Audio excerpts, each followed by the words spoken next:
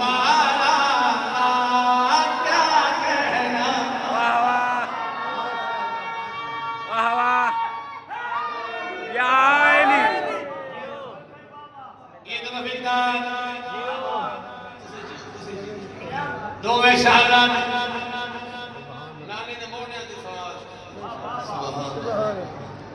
मैंने मोहतरम बजुर्ग भाइयों के सामने दर हो सही सुभान अल्लाह जिदो कुरान पे कुरान सवाल हाय हाय हाय हाय हाय हाय हाय सरकार दो आलम तोड़े आते सामने की बंदा आया क्या खूब सवारी है चश्मे बदरूह माशाअल्लाह कितनी सोहनी सवारी सरकार दो आलम के तफसीर के फरमाइश सुन अस्सवारी जे काबले तारी बहे हाय हाय हाय हाय वाह वाह वाह वाह वाह या अली या